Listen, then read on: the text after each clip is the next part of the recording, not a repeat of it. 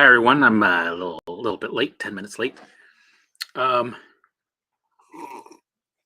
hmm. So today's topic, I wasn't sure what I was going to pick, but um, okay. Today's topic is about some of the reasons why your symptoms are, why you have an uptick of symptoms, why you're having um, like a flare, why you're having a setback, a spike, an ebb and flow, and an ebb, right? All these reasons why is it I just started doing this work and then all of a sudden things are getting worse. And well, in the beginning things get worse before they get better. For me, that's what happened. Because the brain, this is how it works. You start doing the work, right? You're in your survival state, everything sucks, you got all these symptoms, and you start doing the work. And the thing is, the brain doesn't like change because it's a risk. It perceives it as dangerous because it's change. So it knows that, it keeps it you here. Yeah, you're suffering. It doesn't care if you suffer, but it knows you're alive. But as soon as you decide that, okay, I'm going to do some work, we're going to make some changes, right? The brain goes, I can't, I don't like change. Everything's dangerous. Everything's perceived as a threat. So it's gonna have a tantrum. It's gonna throw the kitchen sink at you. My lighting's a little different today. Okay, I'll change it tomorrow. Whatever, because I got a little shadow here. um, so it's gonna throw you, the kitchen sink, and this is how it is for me, right? The journey from here to here of recovery was all a shit show, just different forms of shit shows, different stages of shit shows, right? Um, the beginning, it was just 70 symptoms, physical, mental alarms, right? Just a clusterfuck, perfect storm. Okay, I found the method, started doing the work, right? Got into a rhythm. I started to heal physically, right? Mast cell activation syndrome was starting to, regulate multiple chemical sensitivity. I had it for a couple of months, but when I started doing the work, right, it took me a week. But before that week, it was a nightmare, of course. But I was able to, start. I'm doing the methods, going, okay, we gotta figure out how to, get rid of these fucking symptoms. So I did the work. I did the exposure, and it went away after a week. But throughout my journey, it came back in and out, in and out, in and out, but not so severe. It was less, right? So I started healing more physically, right? My gut issues were still there. That's the one that took a while. Same thing with my muscle tension, pelvic floor pain. I had muscle tension everywhere, right? But mostly my physical symptoms started to, while I'm doing the work, started to lift within, 8 months. Most of them were gone. That's pretty cool. And yeah, sure, I had symptom setbacks here and there, generalized setbacks. But then around the year, 8 months to a year mark, my mental alarms started to skyrocket. Right. So the more I healed physically, the more my mental alarms skyrocketed. So all of a sudden I have post-traumatic stress, uh, OCD looping thoughts. I had intrusive thoughts, right? And this was like constant. And it stayed like that until the end of my recovery. So my journey was about 3 years where most of my symptoms were gone. And then the mental alarms, they decided to stay right up to the end. Right. And what happens is, it makes sense. It makes total sense. When you start to heal physically, so these are all alarm supply. Like the brain's able to take anything in your body and present it to you as an alarm that we hate. Symptoms, right? Are all your body, physical symptoms that manifest. Old ones come back. It's able to do that. It's able to, create new ones.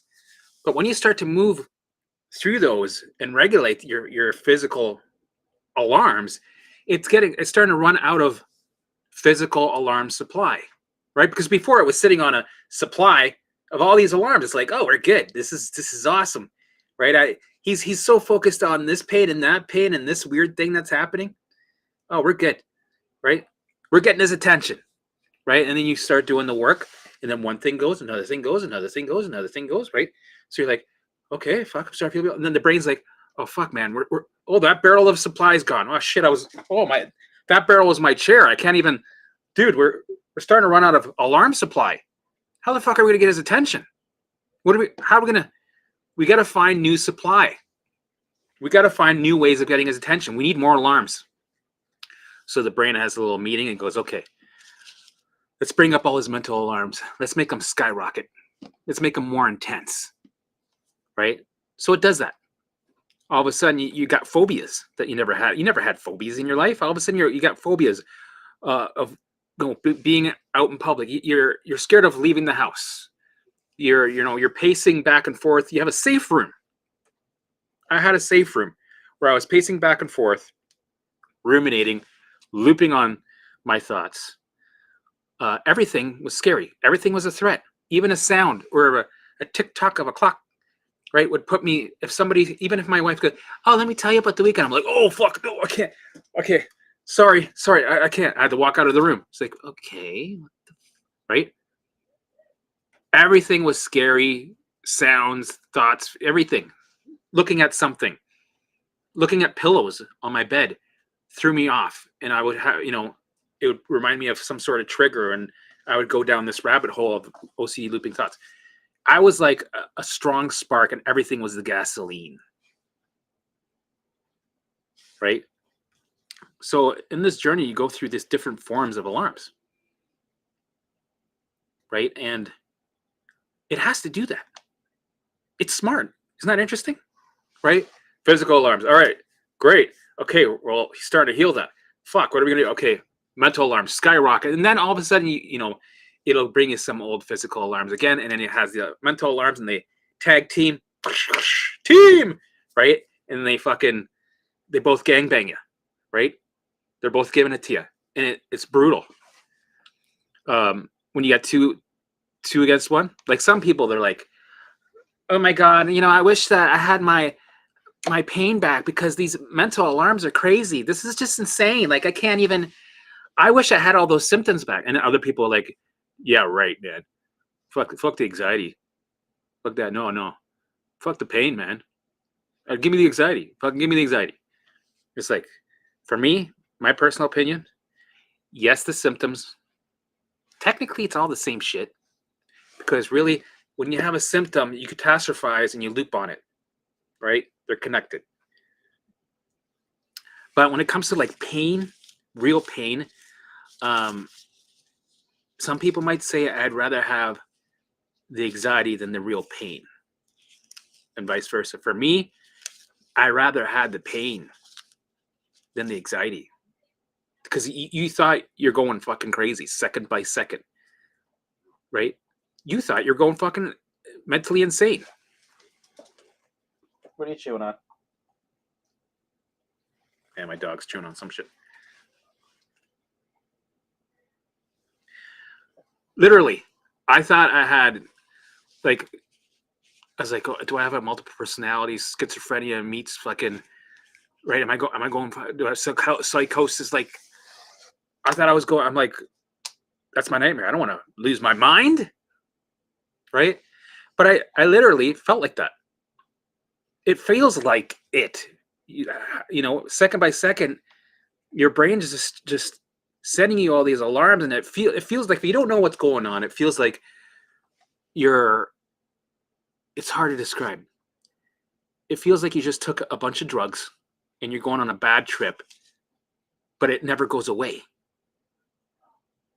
And you're surviving through it second by second, and you're trying to figure out how to get out of this fucking chaos, this storm. But that's a journey, right? I had to, like, literally, I read this thing about Carl Jung. He went through this thing when he was 38, and he thought he had psychosis. psychosis, or you thought he went crazy. That's what I felt like, right? Some people call it the dark night of the soul. Some people call it all kinds of things. Spiritually, I forget what is it called, that where you have a something Mundalini. Maybe somebody in the comments will know. Moment, but you feel like you're going insane in the membrane, and like even the physical symptoms are crazy. Like some of them are, we know that, weird sensations, right? The right side of my body goes, you know, it slows down, right? I feel like my head has a bubble, like it's going to explode, like I'm going to have a stroke any second. Here comes the blood clot. It's going to pass through, right? And the brain will mimic the feeling of a blood clot passing through here. And you got some pain in the back of your head, feels like somebody hit it with a hammer. And you're like, right? And then your speech starts to slur. You're like, and your memory goes away. That's another thing that scared the shit. Right, here's another example. So while this journey, I had the impossible mission of bringing my senior dog to go get groomed. Right. And I'm like, okay, this is going to be a fucking survival thing. Right. This is where I survived every second of it. The lady wanted to have a conversation. Yeah, it's cute. I love Chloe. Yeah. So what we're going to do, I'm like, don't fucking tell me what we're going to do. Just fucking take my dog so I can get the fuck out of here. So then, yeah. Oh yeah. So when did you get here? I'm like, ugh, torture. Right. It's a senior dog. I got it a year ago, blah, blah, blah, blah, blah, blah, blah, blah, blah. And she's like, so what we're going to do, we're gonna shave it down as far as we can. Because she's a black dog. The heat from the sun overheat the dog. I'll try. And I'm like, can we get out of here? Everything's slowing down just to torture me more. So then finally, okay. And that was fucking stressful, obviously. So that I get in my car. I'm like, she doesn't see me. I'm like, okay, I can have a little bit of freak out. I can relax a little bit. Holy fuck, let's go home. I live just down the street, right? 5-minute drive. So I drive. Okay, I'm on my street, and then I'm like, where the fuck am I? All of a sudden, my memory went offline, right? I didn't know where the fuck I was, but I live down the street. I've been living in that area for 4 years, right? I knew it like the back of my back. All of a sudden, I don't know where the fuck I am. So I'm like, okay, I got to pull over. And then not knowing where the fuck I was brought my baseline up even more. It was fucking trippy. I was like, what the fuck is going on? Do I have Alzheimer's? What the fuck? Do I have dementia right now? Am I having a stroke? Am I having blue, blue, blah, blue, blue, blue, right? The brain went, right? It's analyzing danger. Like, oh, fuck. Oh, my speech is starting to slur. Slowing down. Oh, my hand. Oh, fuck. Here we go. All right. I'm like, I got nothing left. Surrender. Fuck it. Let's do it. So I surrender. My memory, I couldn't remember. I'm like, okay, we're going to try something. We're just going to try to relax because I am going through this mind-body experience right now. I've been doing the journey. So I'm just going to take a stab at it and think that maybe this is what it is. It's pretty fucked up, pretty freaky, right? I don't know. So then I wait 20 minutes and then my memory starts to come back online, right? I'm like, all right, my right side of my body is still a little bit fucked up. Right side of my body, right? Pressure. It feels like there's pressure in my legs, right side of my body. But my memory's coming back. And I'm like, oh, fuck, okay, there's home. Go home and fucking have a little freak out safe zone. Go to my safe room. So I go home, I park, I go inside, I run inside, survived through that. And I go into my safe room and I freak out, right? So yes, I had some symptoms, physical symptoms come back. So the brain was able to, use alarms supply that was physical. I was like, oh yeah, we got some. All right, let's fucking really use this. Let's really, really double down on this one and make the right side of his body even more, because it's really got to make these alarms useful. So they get very intense, right? They turn up the intensity. The brain, it has a dial. Oh yeah, it a fucking. no problem. We can't, that dial, no, we can't touch that dial. No. But the brain, it's like, right?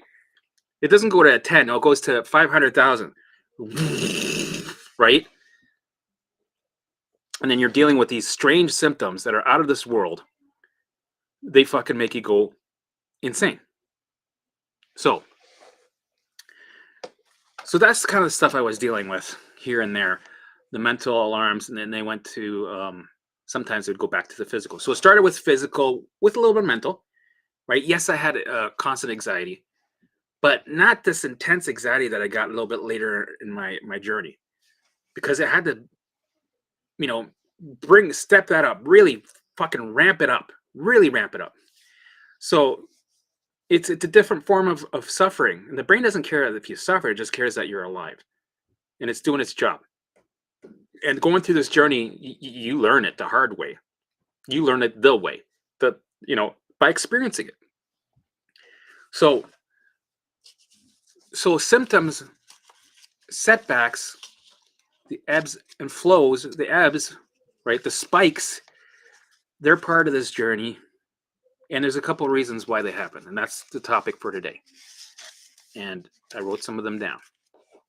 Number one, it's a part of the journey. There's no reason for there's no other reason. If you're ever going, but there's nothing that happened, that's good enough, right? You're doing the work. The brain doesn't like change, right? You're doing your 9 pillars, right? You're doing your allowing, engaging. You're doing your visuals every day for an hour, right? The brain doesn't like change. It throws all these symptoms at you to derail you, right? So, because it knows it's perceiving it as dangerous, right? When you're doing it, lifting, you're elevating, you're being aware of all behavior patterns, exposure. Well, right now you don't really need too much exposure because your symptoms are enough. You're prepared. You're putting all the research on the shelf. You're doing your routine, movement in nature. Like you're doing all the pillars, right? But you got, you're getting these symptoms that are skyrocketing. You're wondering why. Why shouldn't things be going away because I'm doing the methods? And actually, no, they don't. They actually get worse. 9 times out of 8, they get worse. And they go up and down, they go like this all over the place. Right up, right, this is the beginning. It goes fucking like this, right? And this is the end. Right up to the end. Even after a year and a half, 2 years, even at the 3rd year, you get crazy setbacks and spikes. So symptoms are not an indicator that you're not recovering. Because if you get symptoms, you're like, oh, that means I'm not recovering. That means I'm a special case. That means I must have missed something. No, it doesn't mean that. Right? It's actually, you could see it. For me, this is what I've learned. It's actually an indicator that you're doing the work. When the symptoms go wild and intense, that's an indicator that you're doing the work. You're moving forward. You're rewiring. That's actually prime time. When things go fucking insane and you feel like half your body's going whatever the fuck, that's prime time where your brain is more plastic, right? And you do the methods and you're talking to it on the phone. You're getting it on the phone. You're like, all right, I want you to change this, at opportunity, recalibrate. The brain goes, okay, sting, rewiring, make a change. Opportunity to upgrade and recalibrate because you're sending the message of safety while you're in the danger during this prime time moment. So you move forward in leaps and bounds, right? During the hard times when you get these weird sensations, physically or mentally, don't matter, right? When it's intense and you feel like you're making exorcisms jealous, like, right? When you're doing that, that's when and you're sending the right response, right? When you half of your side of your body, right? You can't poop and you're fucking, right? You got pelvic floor stabbing pains, but you're dancing. You're like, fuck yeah, give me more. Yeah, this is so, yeah, right? When you're doing that, the brain's like, all right, Captain, thanks for giving us a message, blah, blah, blah. And you move forward more, quicker, deeper, right? Better. That's prime time. So it happens because you're doing the work. So for no reason, right? And the other, number 2, think about, let's say you had a spike that week, right? Symptoms are skyrocketing. something's like, you're like, I don't fucking know what the hell happened.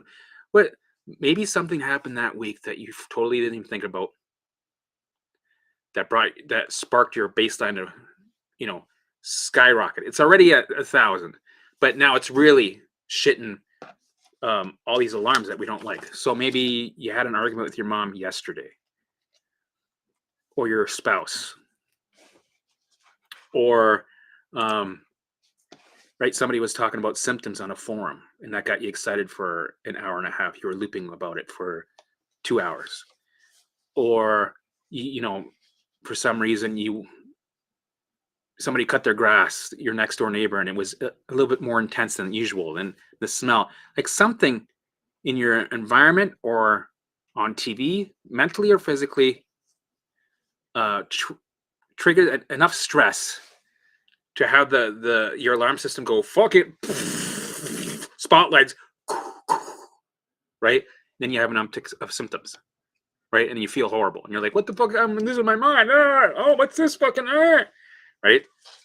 It'll happen because of that. One, for no reason, just because you're doing the work. It's part of the journey. Number two, something happened that week that set you off, and you're just not aware of it. And then once you're aware of it, you after 20 times, you start to see connections. You're like, oh yeah, right.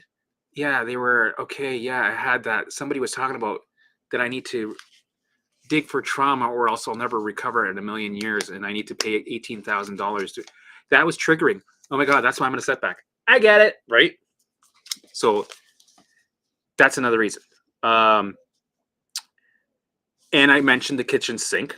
It throws a kitchen sink at you the more you're doing the work. It doesn't like change. It's perceiving it as danger, right? It knows that where you are right now, you're alive. It doesn't care if you suffer. Right now, we don't take any risks. Brain does not take any risks. It knows, all right, we're safe, right? And as soon as you start moving ahead anywhere, rewiring, changing habits, being aware of behavior patterns, starting to elevate, sit and dose, feeling good. The brain doesn't want you to feel good or sit in your visuals and sit and dose dopamine, oxytocin, serotonin, endorphins, right? It doesn't want you to sit and dose. It doesn't want you to think about cats with hats, right? Playing with rats. It doesn't want you to do that because it needs you to pay attention to the ligers that are in the room. That's more important, right? It doesn't want you to be paying attention to rainbows. So it's going to throw everything at you, right? The kitchen sink, because it doesn't care if you suffer.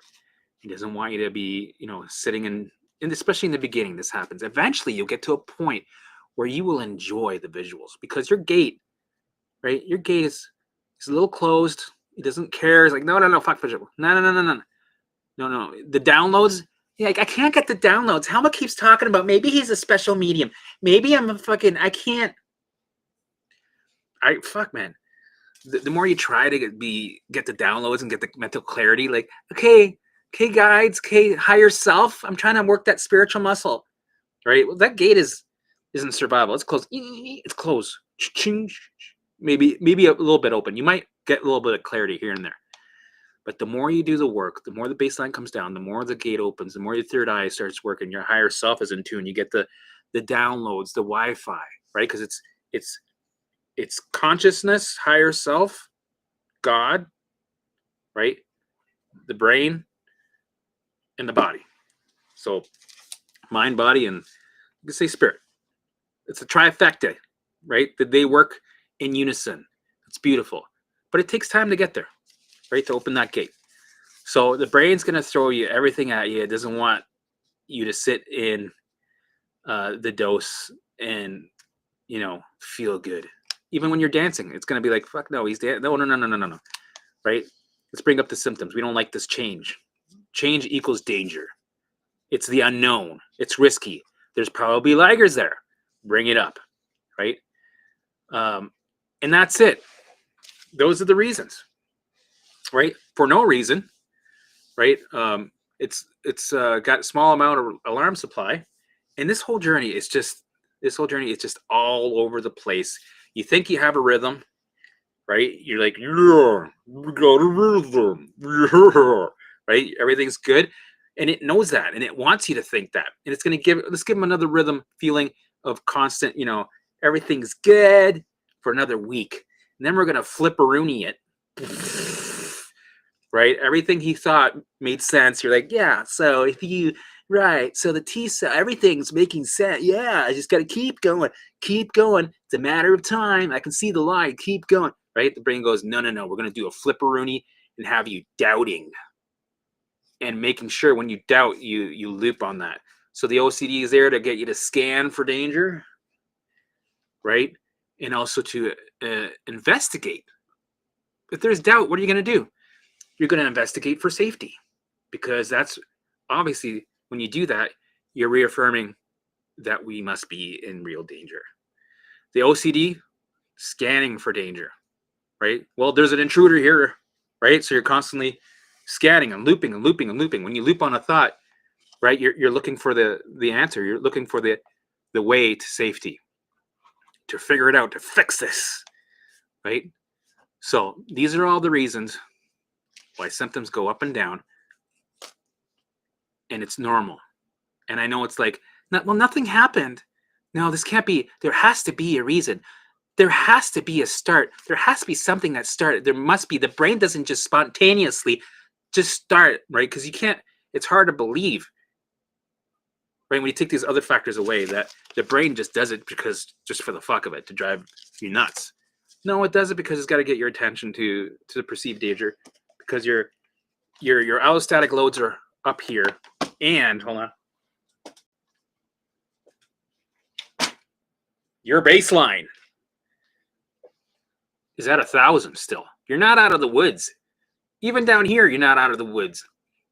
Even here, you're not out of the woods. So, that's why it took me 3 years. It might not take you 3 years, but it took me 3 years to do the work to bring the baseline. This is a behind the scenes work. This is the work to bring down the baseline every day, 1 hour times 365 times 3. It adds up. Somebody do the math. I don't know. Let's do the math. Let's do the math. All right. Somebody's probably beating me to it. It's 9,000. All right. It's not 9,000. Probably like something else. 365 times 3. 1,095 hours of sitting in dose. And you know what? Most of those hours, you're not sitting in dose, right? At the beginning, you're making all kinds of mistakes and failures. You might be sitting for that hour, maybe 10 minutes, if that, right? That's all normal. So yeah, add that all up, and that's what it takes. And this journey is just full of this shit, right? Constantly up and down surprises, flipperoonies, right? And that's what you need them.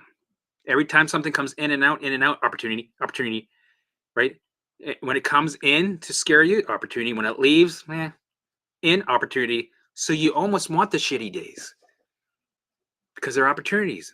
The days you feel good, they're good to have, but okay, they're good to have because it gives you a peek of what it's like when you get to see out the window of the sunset and how beautiful life will be.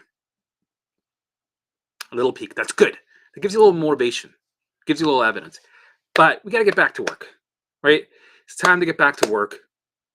So I need opportunities, because without symptoms, thoughts or feelings, or looping thoughts, mental or physical alarms, you can't move forward. You need them to make changes.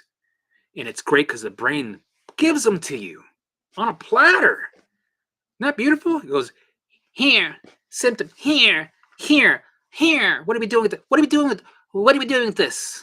Right? Go, oh, that, we're put it on the shelf, blah, blah, blah. Put that there, put this, throw that one out, and put, right? Depending on how you respond is what it's there to serve you. And it takes time. It might ask you the same question 1,000 times before it finally changes what it's supposed to do. And in time, the baseline comes down out of this ease to ease, rest and digest, right? That'll be the new program. You lead in with the new program and you allow the old program to die out. and shrivel up and dissolve and gone, right? You literally create your new reality physically, and you hardwire it there with the wiring, neural pathways, right? You literally create your new hardware with the software, right? The software creates the hardware. We're biological, so it takes some time to get there, to create the neural pathways, at least 6 months to a year. Me, with the delays and the learning curves and the fear fucking it up for me, cock blocking me, took me 3 years, right? But in a way, if you think about it, right? If you think about it, it's very fast. It's lightning speed fast compared to 30 years of programming in the survival state, right? It took you 30 years to get you to this point where you're fucking sick. You suppressed emotions, you avoided them, you didn't feel them, you didn't regulate that way, and that adds up your allostatic loads. It brings you up to a survival state, plus all the other things in life that bring you to survival. I think I have a list. Hold on.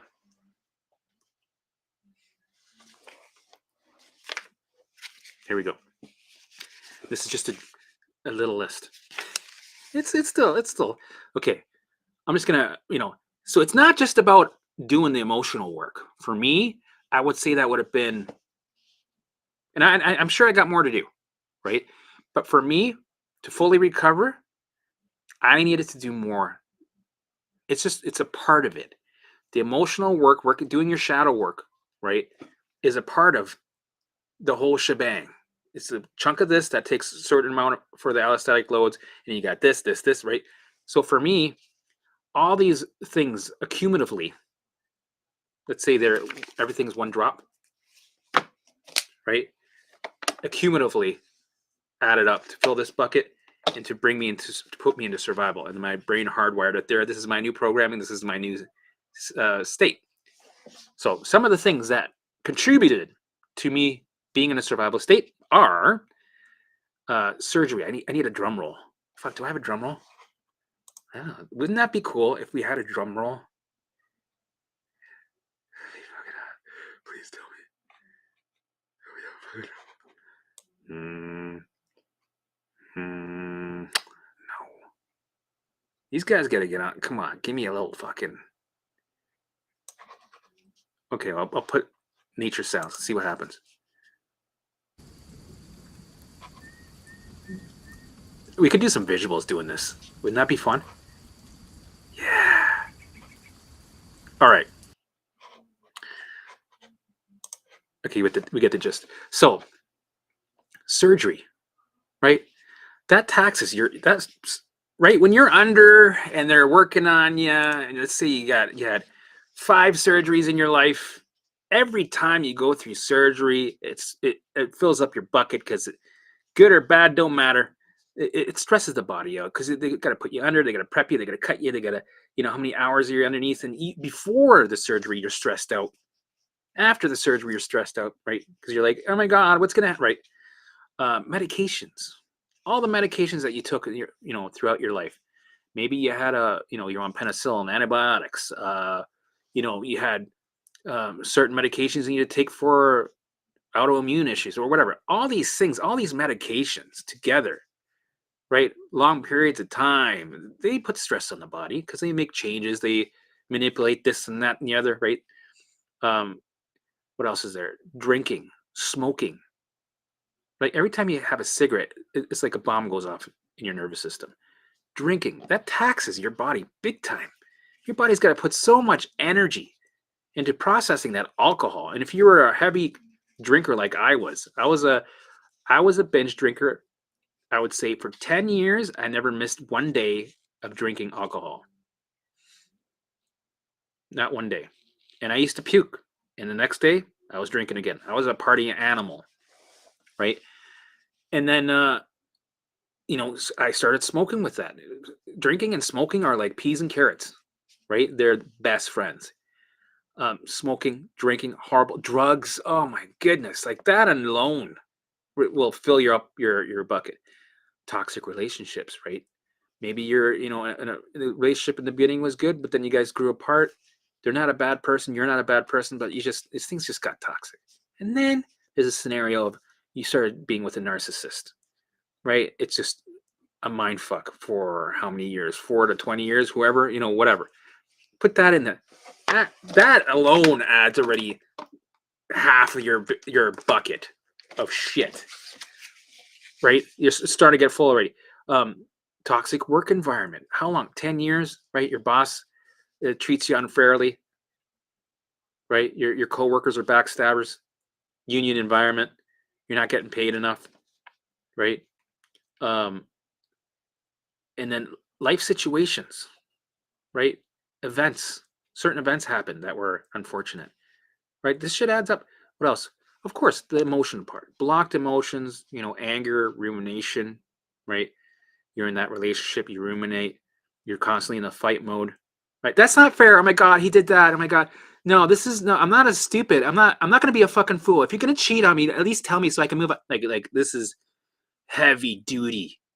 Let's fill up that bucket. When you're in that state, you're in survival, you're in a fight, right?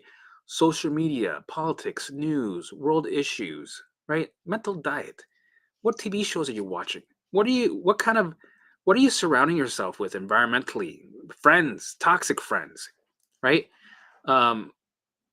All this shit supplements trauma, of course, trauma, abuse, parents. Maybe your parents were a narcissist, or maybe they were abusive. Maybe maybe you're on some strict diets, or you're fasting a lot, or whatever. All these things can stress out the body. The keto diet, or just vegan, or just a raw fruit diet, right? I can't have lectins. Oh my God, right? All these things can stress the body and the brain. What does that say? Loved one passing, right? Your dog passes away. Fucking crushing, right? Your grandma, right? No more burritos. She was amazing. You loved her. She dies. Fucking crushing, right? All this shit adds up. Right. Bad mental diet. Facebook groups, right? They brainwash you into thinking that your reality is full of danger, so you believe it. And you get the labels, even doctor labels, right? Crushing. Pneumonia, right? People might have colds every year, a couple of colds every year. Pneumonia, right? The latest flu that's in the news constantly, and then just fear of your own symptoms is traumatic. So all these things that I just listed, and there's more, there's lots more. All these things, and emotions are in there, suppressed emotions, they're all in there. All these things bring this survival state up here to 1,000 when you should be around like 100 or 0 standby. This is stand because normally, I'm going to tell you, normally you should be, when you're here, there's a bear behind you. You either got to eat it, kill it, right? Or run away. While this is happening, you're in either fight or flight, right? So this goes up to 1,000 instantly because it's there to get you to urgently do something so that it keeps you alive, right? It's an alarm system. After you killed that tiger or that bear, or you ran away from it, whatever, the answer is that you're now safe. Your alarm system goes back down to 0, right? And your baseline is recalibrated. Done. That took what, 20 minutes? Right? But over the years, this is what happens. Your 20s, school, high school was fucking traumatic. Bullying, too much bullying. You can't be your authentic self, right? You have to be parts of these groups. You have to fit in, right? All that shit. Toxic relationship at this age, or maybe 30s, all of a sudden, you were with him for 10 years. Boom. Like all these things accumulatively put you in the survival state of 1,000, right? All the stuff that I read earlier. the brain creates neural pathways, and see that? That's a lock. Locks it in. This is your new program. And the thing is, it's not a bad thing. People get that confused. They think, oh no, that's bad. That's disease. No, the brain's adapting to the dangers that you went throughout your life. You just didn't regulate because you weren't told to. So the brain's working exactly the way it's supposed to.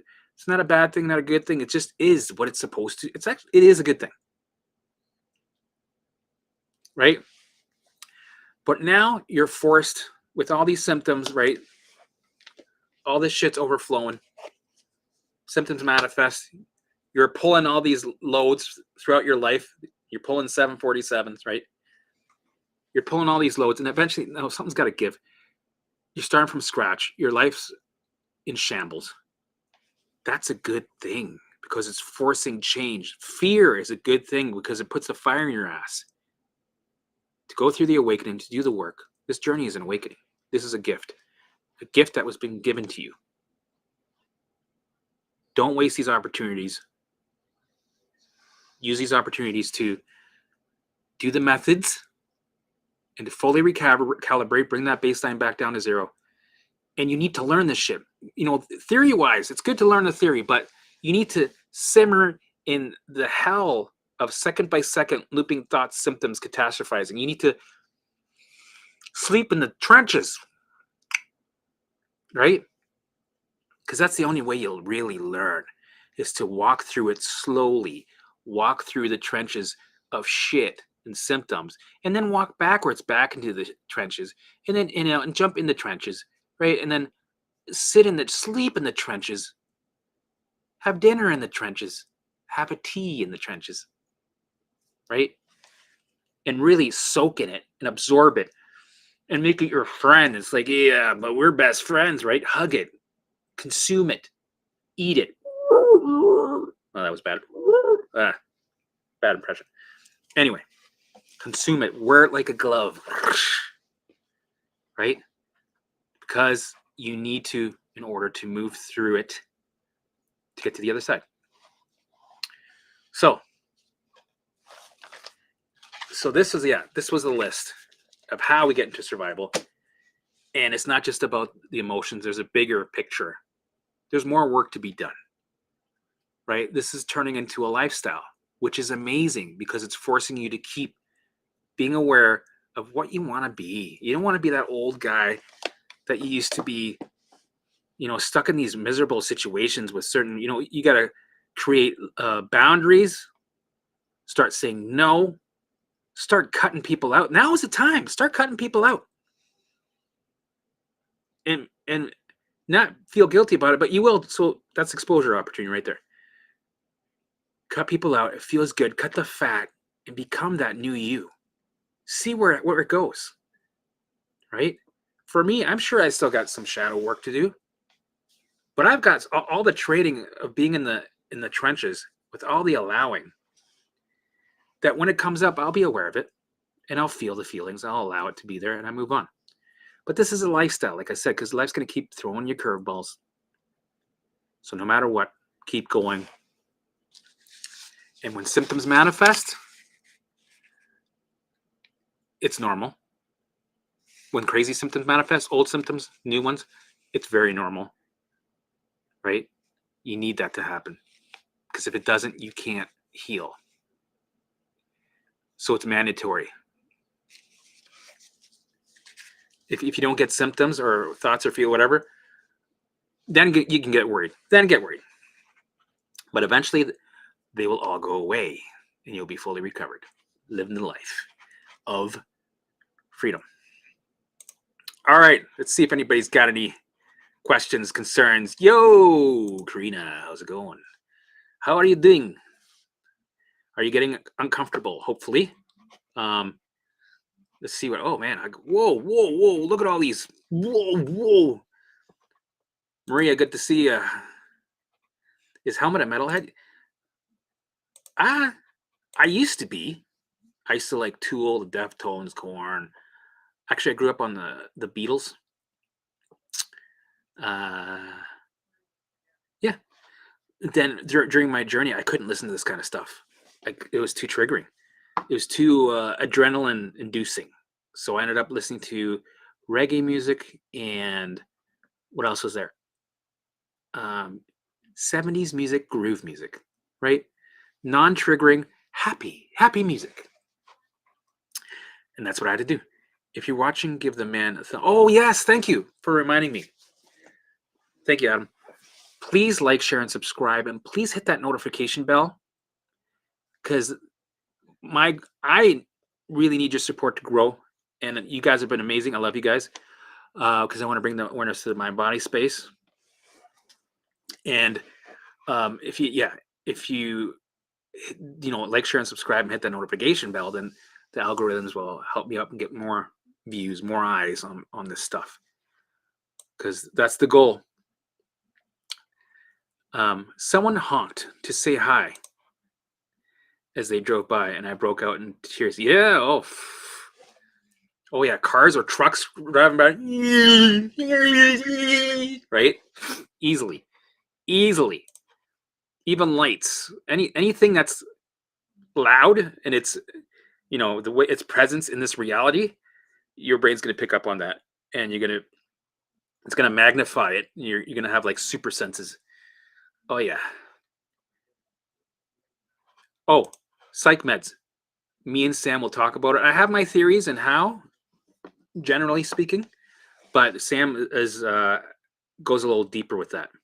So we got also big things coming. Me and Sam, we have big plans to do some stuff that's pretty huge. That's going to help the mind body community. I think brings a lot of value. We're really excited. Today we did the CFS first session. That was a Zoom call. It went really well. It was awesome. Met a lot of cool people. So yeah, we got some things that we're working on, and I can't wait to share them with you. And it'll be fun. It'll be exciting. Okay, how do you know and feel the difference between allowing symptoms and powering through them? Do you just So with symptoms, you find the sweet spot in a way, and the only way to know is to find out, right? We have this certain level of allowing and sticking to your routine, right? And you have your limits to what how far you can go that day outside, where your routine in the beginning is small, right? And you keep doing what you can. You do the 9 pillars, right? Which I'm going to remind you what the 9 pillars are to my program. The alarm system reset, visuals and downloads, allow and engage. Number 3, lift your mood, right? Raise your vibration, playtime. That's number 3. Number 4, be aware of old behavior patterns, because how are you able to change without being aware of your behavior patterns? Exposure and stages, preparation, create that bubble, put all the research on the shelf, commit 1000%. Number 8, routine. And number nine is movement in nature, right? So when you're doing all these pillars, in the beginning, it's going to be small, and then you're going to inch out, right? And it's going to expand. And you're going to know when you went outside of your training zone by how you feel. You're supposed to feel uncomfortable though, right? It's not supposed to feel good. You're supposed to feel triggered and scared and shitty, right? But we have to find a reasonable amount of shittiness, right? If it's like, holy fuck, and you go into a flare for 3 weeks in a month and it was traumatizing, okay, that's too much.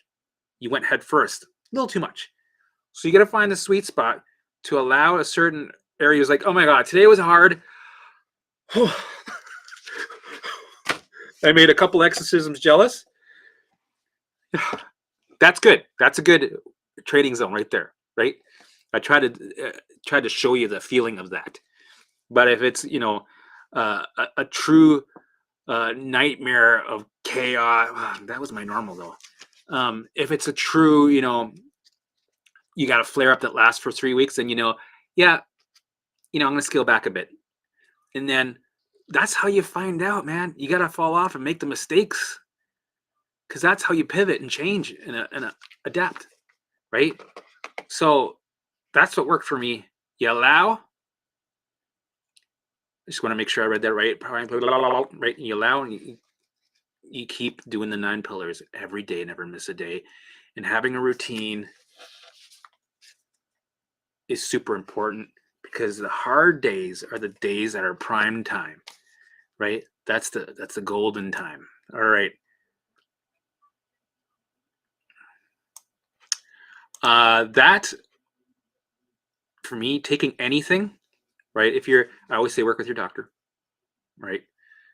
When it comes to anything, always work with your doctor, keep them in the loop, and they can help work with you to make sure that you have a professional, right? Because I'm not a doctor. I just talk about my experience, about what I dealt with. But yeah, always work with a doctor. And for me, I didn't take any medications because I couldn't. I was too sensitive. I couldn't take magnesium. I couldn't fucking take anything, or else I would have symptoms, flare ups.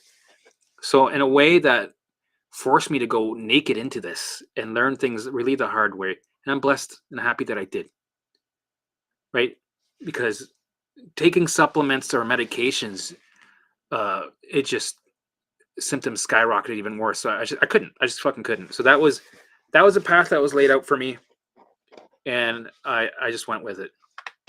So I think it's best to work with your brain and authentically. I know it's hard. I know it's really tough with anxiety and fear and shit like that. But I think you can authentically, doing the methods, you can move through it. You can recover fully. But it is hard. This journey is hard. You got that Cypress Hill look. That's funny. Because I did say, insane in the brain. Insane in the brain. No. Insane in the brain. Don't just say that the brain. No, what does he go? That's what it was. Oh, there we go. Something like that. What was it? Insane.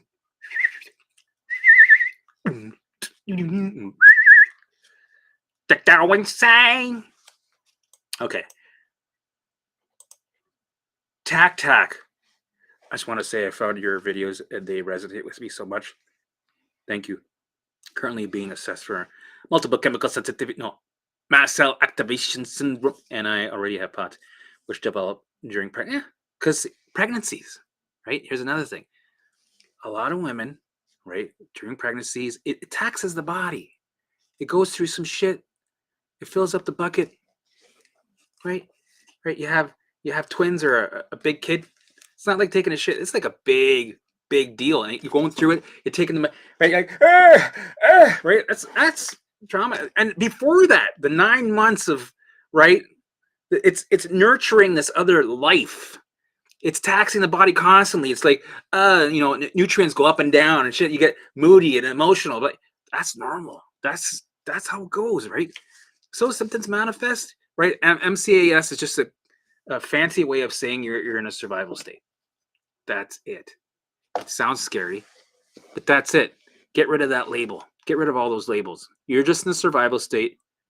If you do the work, your brain has no choice but to change, and you bring that baseline down, right? You calm your system.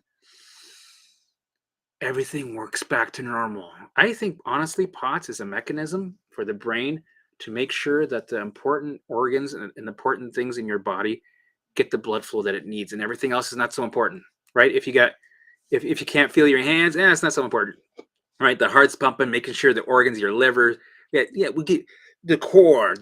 We need to give blood to the core. Everything else, no, not so important. So yeah, do the work. You're gonna trust me. You're gonna 1000% fully. It's not even a thing anymore. You're gonna recover. That's not.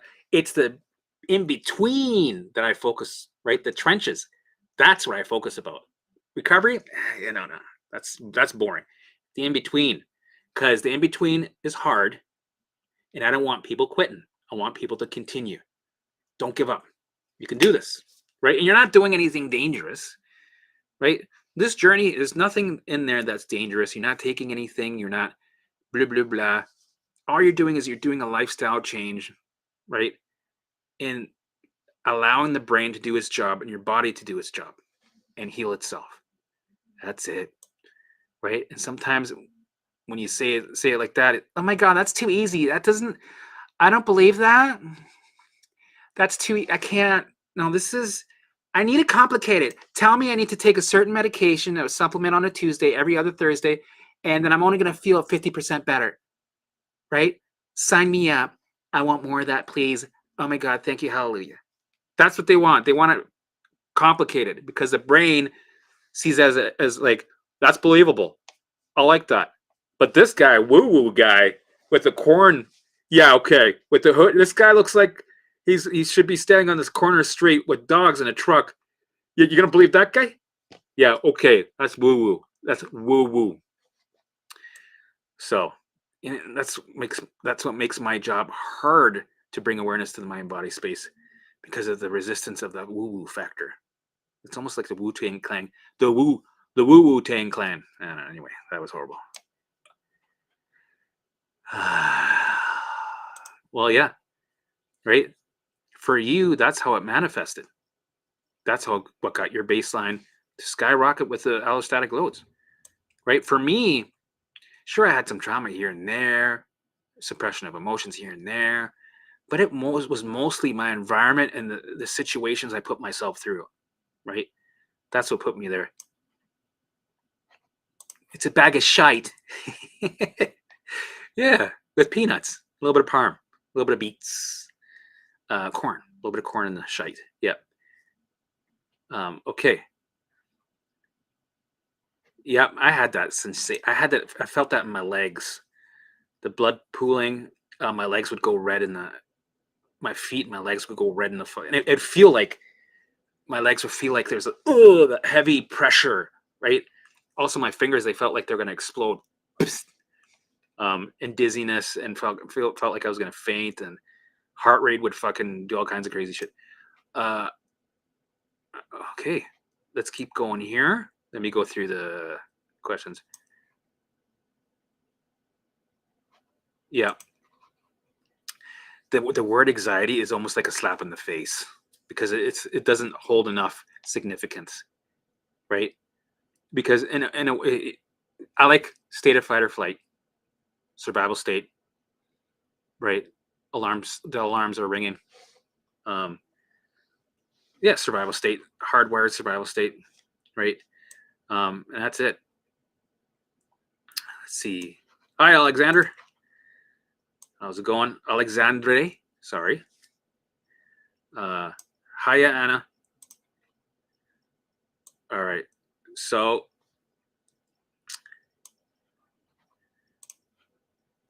Ava Miller, why do it go from one symptom? Because it gets your attention, right? It has to move around. Because if you get used to the one symptom and you're over it, it's not able to get your attention because you've moved on. So it has to get you a new symptom, and you freak out. You start all over, right? That's why it does that. Here we go. Did your physical symptoms come back after the mental alarms came on? Yeah, they did. It would just, but I had mostly mental. First, it was mostly physical, a little bit of mental. Then it was mostly mental, a little bit of physical. And it would just, whatever would work to get me into a state of investigating and freaking out, it would send my way. So it's open season. My physical symptoms are mostly gone. That's amazing. And then I got all the mental, and now I have both. Yeah. They work great together. They work really good together. That makes sense, right? To tag teaming you. So they're going to win more often, but eventually you're going to get the patterns. The only way to move through it and build leverage is to do the methods and experience it every day. Allow it to be there, right? This is the work. It takes time, and eventually, you're going to be a fucking master at this with confidence, right? Thanks. Yeah, it is a pretty sick hoodie. It is. Thank you. Okay, I'm gonna wrap it up. It's been a great hour. Loved it. I'm going to see if I can get somebody that I haven't talked to yet. Engage in life, but then when we feel so terribly fatigued after a recent crash, how do we know how much to push and how? Well, you kind of stick to a routine, right? Right. You stick to a routine that you can do on your worst days, so that no matter what, right, and you don't pass that you don't go over the limits for a while. You incrementally, slowly inch out, but you do that like every couple of weeks. You inch out a little bit more. You go slow, because when you have the hard days, you should still be able to stick to your schedule, because that's prime time, right? No matter what, we don't allow the brain to go, you need to lay down because this is a hard day, we can't. No, we can relax and self-soothe, right? Because if you do that, it's going to happen again the next day, and then all of a sudden you're back in the old cycle of the chronic illness symptoms, right? You're stuck in that cycle again. So we're not allowing that. We're going, no, brain, you're going to give me a shit show today, right? I don't care. I'm sticking to my routine. We're still doing it. So that's the way it is, right? Narcissistic mother-in-law. Wow, had me scared for my life at times. It was, oh man, that's horrible. Yep. 747 Ligers, you got it.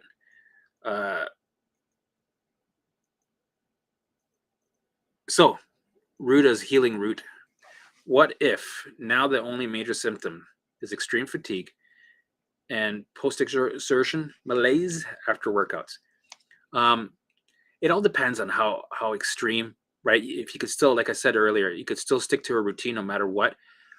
Allow the exertion to be there. Maybe cut down on your workouts a little bit. Make it so it's workable in your routine, right? And don't go ahead first into everything. Have a routine that you can do every day, and you slowly inch out and add a little bit more, even when symptoms are there, because they're not an indicator that you're doing it wrong, right? You're going to have symptoms flare up.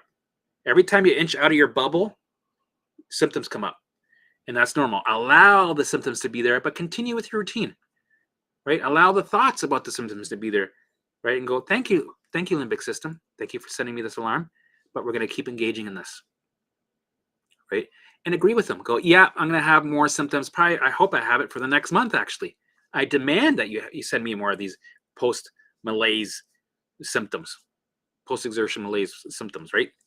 And when it doesn't, go, this is horseshit. We had a deal, right? Because we want to take away the resistance. When you take away resistance, it allows a baseline to finally calm down. When the baseline calms down, alarms get turned off slowly, right? And you start to symptoms fuck off, right? So, and that goes for all symptoms. That's why I like this stuff. It's not complicated. The work is hard, but it's a blanket for everything. So, here we go.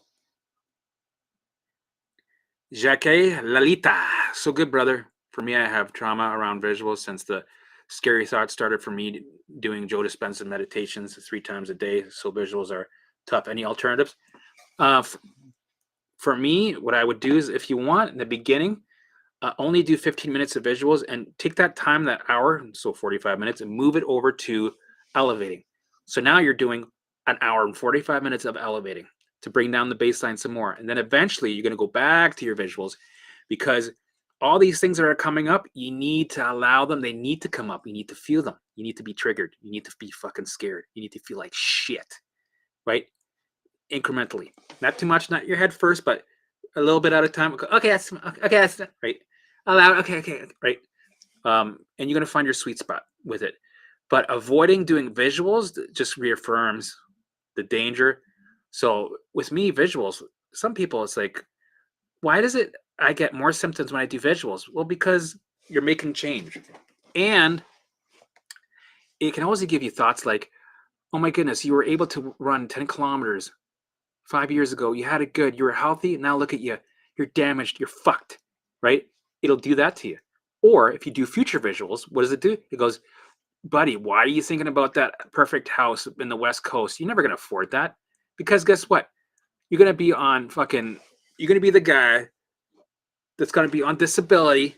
You're not going to have your dreams. No, no, no, no. It's going to give you doubt. It's going to remind you of where you're at, right? It's going to keep drilling that into you. Like that coffee shop that you wanted to open up. Good luck, buddy. You can barely walk from here to fucking here, right? That's not going to happen. It's going to give you doubt, doubt, doubt. But the thing is, we can't run away from that. What you have to do is, these are opportunities, especially in the beginning when you're in survival. This is going to happen, right? The visuals in the beginning are going to be shit anyway. These are opportunities to allow those thoughts to come up so you work through them, right? The past visuals, the future visuals, you allow them to come up because eventually, because this is a form of exposure, you're allowing them to do its thing over and over again, repetition, repetition, whatever the brain sends you. If it wants to send you that, let it do its thing. And eventually the brain will be like, meh, we worked through it. Not important, right? We felt the feelings, we allowed it, let it do its thing. We're going to turn that alarm off. And that thought, you work through it, it's gone, done, right? And then you can finally have visuals of things that you really do enjoy, and you'll have a flow of your visuals, which is nice. Yes, Sam is awesome. It's interesting because 2019, I had a psychic reading, and they told me I'd be helping people on YouTube, and there'd be a person named Sam that was gonna help me and work with me. But they also said I was going to be a plumber because I was trying to be a plumber. So I thought the Sam person was a guy that was a master plumber, and I was going to be the apprentice to become a plumber, right? But they got they were vague about it, but they got it right. They got it right. It's I quit plumbing. I didn't do the plumbing thing. I ended up doing carpet cleaning, and then now this. So it's all interesting. She was pretty good, pretty good. Okay, here we go. Let me get through these really quickly. Okay. Okay, stuck between hitting more, healing, therefore experiencing more alarms, minus fatigue, and then going back to small bits of caffeine, nicotine to get the energy to single parent advice. Sometimes when we want to take things off our plates just so that we can do the work. That's the most important part, is to do the work. So certain things like caffeine, it'd be nice if we can take it off, because I know it's not the caffeine. It's not the caffeine. But when you're in a survival state, it is the caffeine, right? It is anything that it chooses. The brain goes, meh, EMF, it's right. The food, the mold, At that time, it is that for that little bit of time, because you are in a survival state and the brain picked it.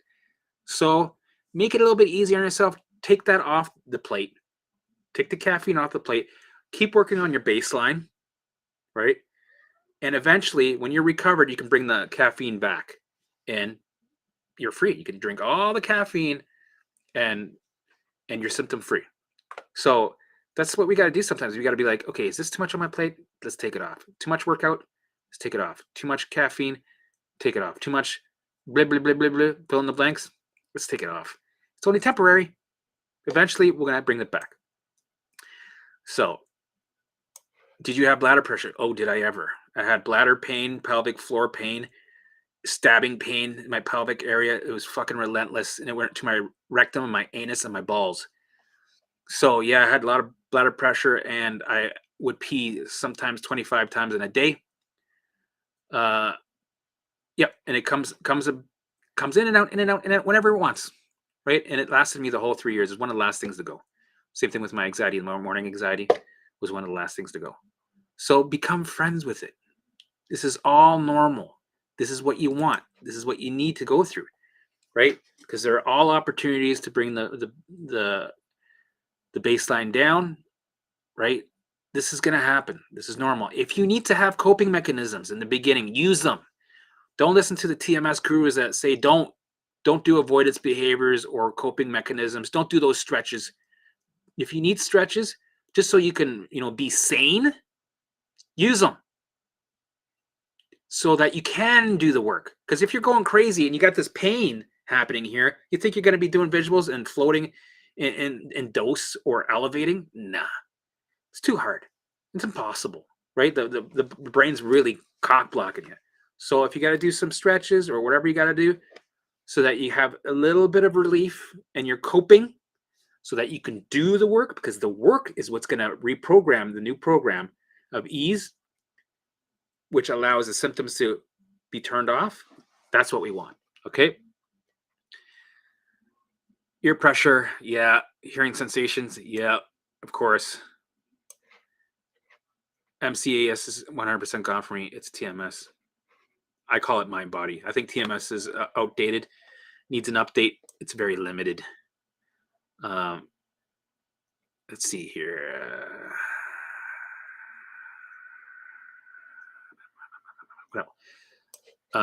Here we go. When you visualize about past experiences, are you trying to reprogram bad memories? No, no, no. We're just allowing them to come up. And eventually the brain will not see them as dangerous anymore, because you did the exposure, which allows your inner battle of survival, right, to calm down. Your baseline finally comes down, which stops the symptoms, right, because you're not in survival anymore. And that's the point, right? Hey man, how to handle visuals when you have mental fatigue? You ever get over that? Yeah, you do them anyway. Break them up through the day. 15 minutes here, 15 minutes there. The only reason why I didn't do that is because if my day was busy, I would find an excuse, and I'd be like, shit, I still got a half hour to do. Shit, I didn't end up doing it. And then eventually you get lazy with it, wishy-washy, and you never do the visuals. That's why I did my hour every day, no matter what. This is a journey, man. This is not going to be something where life stops and goes, can you do here's your program, do the 9 pillars. Everything's going to stop. Life's going to stop. We're going to give you energy that you're going to feel normal so that you can do the work. No, the life throws you even harder curveballs. You're going to feel like shit. You're going to feel nauseous. You're going to feel ruminating, OCD looping thoughts, right? You're going to have that pain here that's just screaming at you, right? For me, I had 70 to more than 70 symptoms that were constantly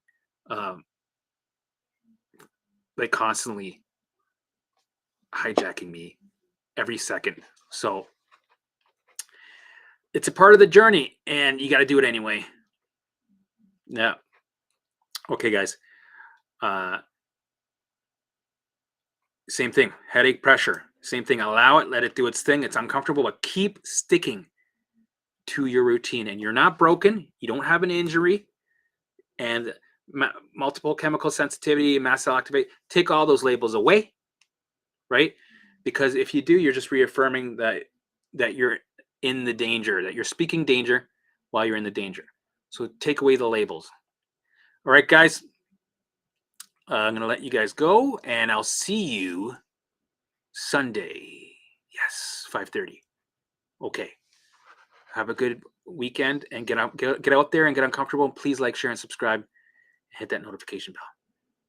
Love you guys. Bye.